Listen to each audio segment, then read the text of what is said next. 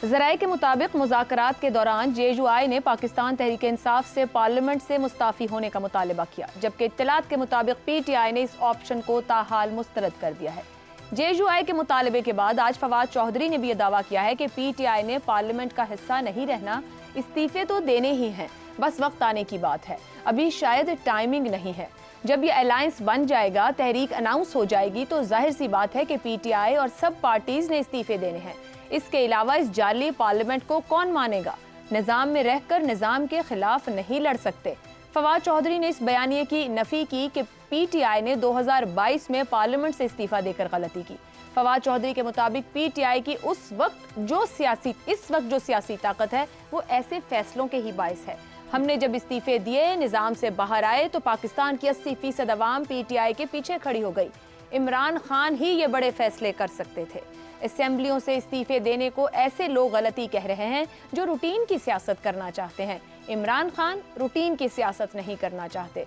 फवाद चौधरी की इन बातों को गैर अहम इसलिए करार नहीं दिया जा सकता क्योंकि कई हलकों की तरफ से उन्हें सियासी तौर पर ज़हीन शख्स माना जाता है। बानी PTI भी गुज़श्ता रोज़ वाज़े अंदाज से नए इंतखाबात का मुतालबा कर चुके हैं। जाहिर है मौजूदा पार्लियामेंट की मौजूदगी तक नए इंतखाबात मुमकिन नहीं हो सकते। ऐसे में बड़ा सवाल यही जन्म लेता है कि PTI 2014 और 22 के बाद क्या तीसरी मर्तबा भी असेंबलियों से इस्तीफे देकर विफाकी सियासी सेटअप से बाहर आ जाएगी? क्या फवाद चौधरी का दावा दुरुस्त है कि PTI को सियासी ताकत इसलिए मिली क्योंकि वो असेंबलियों से बाहर आ गई? 2014 के बाद तो PTI ने अपने इस्तीफे वापस ले लिए, मगर 22 के बाद PTI जिस तरह कौमी असेंबली से बाहर आई, खैबर पख्तूनख्वा और पंजाब में अपनी हुकूमतों को ख़त्म किया गया, ये फैसले ना लिए जाते तो क्या निगरान हुकूमतों के क़याम में PTI का किरदार ना होता? क्या इंतखाबात में इतनी ताख़ीर होती? क्या PTI खुद बानी PTI को इतने ज़्यादा कानूनी चैलेंजेस का सामना होता? अगर इन सवालात के जवाबात ना में हैं तो फिर JUI और फवाद चौधरी क्यों PTI को असेंबलियों से मुस्ताफ़ी होने की बात कर रहे हैं? इसी पर गुफ्तगू करेंगे। पैनल में हमारे साथ हैं अबसार आलम, शहजाद चौधरी, जैगम खान और इफ्तिखार अहमद। प्रोग्राम का सवाल आप सभी के लिए। JUI का मुतालबा, फवाद चौधरी का दावा और बानी PTI की नए इंतखाबात की डिमांड। क्या PTI तीसरी बार भी असेंबलियों से बाहर आने का ऑप्शन इस्तेमाल करेगी या फिर कर सकती है? अबसार साहब क्या कहते हैं आप? ये ऑप्शन दोबारा अवेल करना आपको लगता है कि इसका इम्कान रहेगा PTI के लिए? दोबारा तो नहीं, तीसरी बार अगर करेंगे तो करेंगे। जी। और इम्कान तो है, इसमें कोई शक नहीं। लेकिन जो अभी तक पिछले कुछ दिनों तक PTI की जो पॉलिसी थी वो यही थी कि वो इसी सिस्टम में रह के स्ट्रगल करना चाहते हैं, और उसकी 2-3 वजूहत हैं। एक तो ये उन्होंने शुएब शाहीन साहब भी ये कह चुके हैं, जो ट्राइब्यूनल में हमने केसेस किए हुए हैं, हम उनका फ़ैसला देखना चाहते हैं। और जो हालात हैं इस वक्त मुल्क के सियासी और मुआशी दोनों, उसमें किसी भी सियासी जमात का हुकूमत बनाना और उसको चला लेना ये बहुत मुश्किल काम है। और इस भारी पत्थर को सिर्फ मुस्लिम लीग नून और पीपल्स पार्टी ने चूमा है, और वो चूमने के बाद उनका जो हाल है वो आपके सामने है, हमारे भी सामने है। तो PTI कम से कम सियासी तौर पे इतनी नाबालिग अब नहीं रही कि वो इन हालात में हुकूमत लेने की कोशिश करेगी, ये चाहती होगी। दूसरी बात ये है कि एक जो उनके पास प्लेटफॉर्म है, एक उनके पास ज़रिया है अपनी बात को करने का, मनवाने का, वो पार्लियामेंट है। PTI इस वक्त जो पार्लियामेंट में मौजूद है और बहुत मजबूत है वो पार्लियामेंट में, कोई छोटी सी साइडलाइन जमात नहीं है। तो इसलिए PTI ये बिल्कुल नहीं चाहेगी कि जब तक खान साहब जेल के अंदर हैं वो सीटों से मुस्ताफ़ी होके, तो वो अपना एक जो ताकत है जो खो दी है, जो उन्होंने पिछली बार जिसका आपने अभी मिसाल दी है पंजाब की और खैबर पख्तूनख्वा की और आज़ाद कश्मीर में तो खैर नहीं, मगर अबसार साहब, फवाद चौधरी साहब तो समझते हैं कि वो एक सेन फैसला था, उसी फैसले से तो ताकत मिली उनको, जिसके बाद 80% अवाम पीछे खड़ी हुई। नहीं, उस फैसले से ताकत मेरा ये देखें, फवाद चौधरी साहब अक्लमंद तो हैं, ज़हीन भी हैं, ये आपकी बात मैं मानता हूं। नहीं, आप लोगों की बात है, आप लोगों ने लास्ट टाइम जब हमने बात की तो हमारे पैनल ने कहा था। चलें, पैनल को माफ़ कर दें अगर पैनल ने कहा था तो। नहीं, मैं तो एग्री कर रही हूँ आप लोगों की बात से। लेकिन नहीं, मैं आपके एग्रीमेंट से ही एग्री कर रहा हूँ। मैं ये कह रहा हूँ कि मेरी इस पे राय मुख्तलिफ है। और मैं देखें, खान साहब को जो मकबूलियत बाद में मिली है ना, उसकी वजह असम्बलियों से मुस्ताफ़ी होना नहीं था। उससे उस वक्त उनकी पोजीशन कमज़ोर हुई है। उनको सबसे ज़्यादा फ़ायदा हुआ है जेल जाने का, और उसके बाद फ़ायदा हुआ है उन पे जो इलेक्शन से कुछ दिन पहले उनके खिलाफ 3 केसेस का फैसला आया। उससे मजलूमियत का तासुर उनका और उनकी वाइफ का वो बढ़ गया, और उस मजलूमियत के तासुर ने एक उनको वोट बैंक उनका बढ़ाया। असम्बलियों से मुस्ताफ़ी होने के बाद आप वो हालात याद करें ना, क्या थे, कभी कुछ कोई आ रहा था, कभी कोई आ रहा था। जी। उस वक्त बहुत कन्फ्यूजन थी। मैं नहीं समझता कि उसका बहुत ज़्यादा फ़ायदा हुआ। अब जो है ना, मैं अभी की बात करूं, देखिए वो तो गुजर गया, तो अभी वो इस कार्ड को जो उनके हाथ में है, जिसके ज़रिए देखें जो अमेरिका में करारदाद आई है, अब यूरोपियन यूनियन में आने वाली है या सेनेट में आएगी, उसके पीछे ये पार्लियामेंट्री जो पावर है ना पीटीआई की या मौजूदा, वो बहुत काम कर रही है और बहुत अहम है। वो इस वक्त शुरू में असम्बलियों के, और पिछली दफ़ा जब आप बात करिए ना कि फवाद चौधरी ने कहा था तब हम असम्बलियों से निकले थे, तभी हमें फ़ायदा हुआ था। वो आखिरी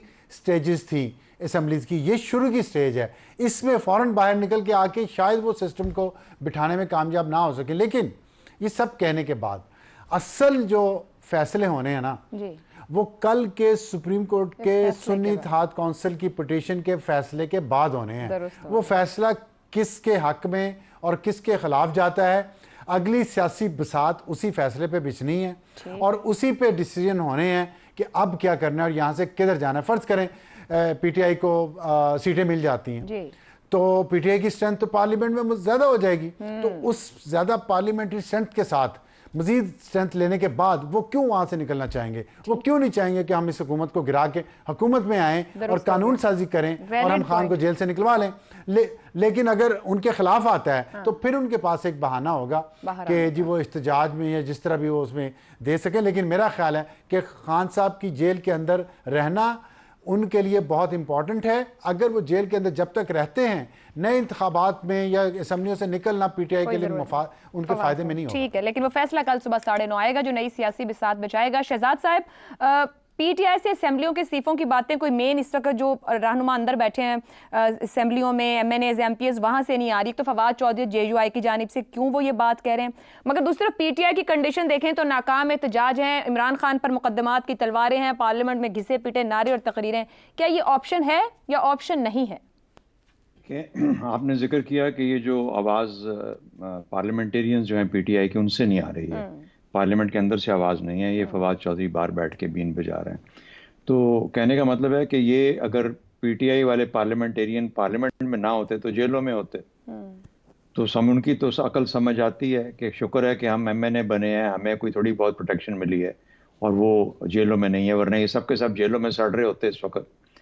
तो इसलिए ये तो कोई तुक नहीं बनती उनकी। दूसरी बात, एक मुत्तफ़क़ा राय है तमाम लोगों की, चाहे वो अपोजिशन से हैं, चाहे पीटीआई के अपने लोग हैं, चाहे बानी पीटीआई की अपनी सोच है कि असेंबलियों से निकलना एक गलती थी। ये तो मुत्तफ़क़ा राय है। आज फवाद चौधरी जो भी कह रहे हैं और उनको जितना मर्जी हम अकल के पेडेस्टल पे खड़ा करना चाहते हैं, वो दूसरी बात है। मेरी नज़र के अंदर वो एक गलत फैसला था, पीटीआई की वजह से गलत फैसला था, पीटीआई के हक में गलत था वो फैसला, उसका नुकसान हुआ पीटीआई को। और आपने देखा कि 1 साल के लिए आपकी सूबों के अंदर इंटरिम गवर्नमेंट चल गई, पीडीएम की गवर्नमेंट आ गई, पीडीएम ने 16 महीने गुजारे, अब वो जितनी मर्जी कीमत अदा की वो दूसरी बात है। तो इसलिए एक ऑल्टरनेट हमेशा मौजूद होता है, एक तरीका मौजूद होता है। भले पार्लियामेंट जो उस वक्त फाल नहीं थी, जो 16 महीने की पीडीएम की गवर्नमेंट थी, तो आज फाल है, तो बावजूद इसके कि वहाँ पे सब कुछ अपने तौर पे मौजूद है, यानी अपोजिशन भी एक मजबूत अपोजिशन मौजूद है और वो किसी ना किसी हद तक अपना काम करती है, जो भी उसका काम उसको समझ आती है, शोर मचाना है या गवर्नमेंट के काम में रखना डालना है। तो कहने का मतलब ये है कि वहाँ पे हैं तो उनकी आवाज़ सुनी जाती है। और इसलिए ये जो एक चीज़ है, इसको अगर ये हटा देंगे, चाहे वो इमरान खान की बात करें, चाहे वो जहाँ पे भी बात करें, उनकी बात को कवर किया जाता है, वरना जेलों में तो ये सड़ते रहेंगे, उनको कोई पूछेगा भी नहीं। दूसरी बात, आपका सवाल ये कि क्या ये मुमकिन है कि क्या इलेक्शन की तरफ जाया जा सकता है या नहीं? यानी फवाद चौधरी का ये कहना कि हम इस तरीके से इलेक्शन की तरफ जाएंगे, मेरे ख्याल में इलेक्शनों का जो मामला है वो टोटली डिफरेंट है। अबसार साहब की बातों से पूरी मुकम्मल मैं एग्री करता हूं जो उन्होंने बातें की, और बिल्कुल सही बात है। शायद फवाद चौधरी का मकसद यही हो कि जो जो आने वाला फैसला है उस पे किसी तरीके से एक पॉइंट ऑफ व्यू दिया जाए। और तीसरी बात, फवाद चौधरी इस वक्त किस पार्टी से तल्लुक रखते हैं? एक शहजाद साहब, वो इंडिपेंडेंट बहुत हैं ज्यादा या मीडिया पर अपीयर हो रहे हैं और तहरीक इंसाफ के रहनुमा के तौर पर ही वो गुफ्तगू कर रहे हैं, या उनको जो भी मुतारिफ करा रहे हैं तहरीक इंसाफ के रहनुमा के तौर पर, वो खुद भी कह रहे हैं कि वो इमरान खान के साथ खड़े हैं और इमरान खान के अलावा तो कोई ऑप्शन ही मौजूद नहीं है, ये वो कह रहे हैं। वो हाँ, वो तो जो मर्जी कहें। फैसल वाडा भी बहुत ज्यादा पेयर होते हैं टेलीविजन के ऊपर। तो बहरहाल इसका मतलब ये नहीं है कि इंडिविजुअल्स उठ के खड़ी बातें शुरू कर दें और उनका चूंकि ताल्लुक रहा किसी चीज के साथ, तो उसका मतलब है वो किसी पार्टी का नुक्ता नजर बयान कर रहे हैं। मेरे ख्याल में ये तो एक बेवकूफ़ी है। वो सारी बातें जो अफसार साहब ने की कि किस तरह से लेवरेज बढ़ता जा रहा है लोगों का। इलेक्शंस की जहाँ तक बात है कि इलेक्शन होने चाहिए, जल्दी होने चाहिए, कब? अभी फ्रांस में और यूके में इलेक्शंस हुए, बिल्कुल अपनी टर्म से पहले इलेक्शंस हो गए। यूके में थोड़ा पहले हो गए, वहां पे 2 साल 1.5 साल पहले हो गए। फ्रांस के अंदर किस वजह से हुए कि एक ऐसा इजहारिया आया लोगों का जिसकी वजह से पता लगा कि जो गवर्नमेंट है ये पॉपुलर गवर्नमेंट नहीं है। क्या हम आज अपने मुल्क में अपनी गवर्नमेंट को पॉपुलर गवर्नमेंट कह सकते हैं? क्या हमारे जो इलेक्शंस हुए, क्या उनकी कोई साख थी? क्या उन इलेक्शन से आने वाली गवर्नमेंट जो आज है, क्या उसकी कोई साख है? हम इस गवर्नमेंट को खुद अपने तौर पे मुख्तलिफ नाम दे चुके हैं अपने इस प्रोग्राम के अंदर। इसी प्रोग्राम के अंदर हमने कहा कि ये फलाना निज़ाम है, ये फलाना निज़ाम है, वगैरह वगैरह। तो जब आपके यहाँ आपकी सियासत फाल ना हो, आपकी मईशत की रिकवरी पॉसिबल ना हो, आपकी गवर्नमेंट के पास मैंडेट ना हो, आपके लोगों की सोच के अंदर एक इंतशार हो और ये ना पता हो कि आपके हुक्मरान असल हैं या नकली हैं, या किस किस्म का निज़ाम चल रहा है, यानी निज़ाम चल भी रहा है कोई कि नहीं चल रहा, सही। तो वो आप बादे नखास्ता उस तरफ चल पड़ते हैं जहां पर के एक सियासी जमूद की कैफियत आ जाती है। आज सियासी जमूद हम उसको कहते हैं कि वज़ीर आज़म उठ के तकरीर कर देता है तो सियासी जमूद नहीं है, या इमरान खान का बयान शाये हो जाता है तो सियासी जमूद नहीं है। सियासी जमूद उसको कहते हैं कि आपकी पॉलिसी साजी नहीं हो रही, आपकी पॉलिसी साजी के बाद कोई इम्प्लीमेंटेशन नहीं हो रही, कोई मुस्तकबिल नजर नहीं आ रहा, कोई उम्मीद की किरण नजर नहीं आ रही, इसको सियासी जमूद कहते हैं। और कौमें जब उस नुक्ते पे पहुंचती हैं तो इलेक्शनों की तरफ जाती हैं। ठीक हो गया। और ये मुझे फवाद चौधरी की वजह से नहीं कि फवाद चौधरी ने कह दिया तो इलेक्शन होंगे या नहीं होंगे, लेकिन मेरा ख्याल है कि हाँ, हम बहसियत कौम उस रास्ते पे चल रहे हैं। शायद उन आखिरी मंजिलों पे और मरहलों में जहां पर कि हमें ये फैसला करना पड़ेगा क्या इस निज़ाम के साथ जाया जा सकता है, या हमें एक शफाफ इलेक्शन के बाद एक नई मैंडेटेड हुकूमत चाहिए होगी।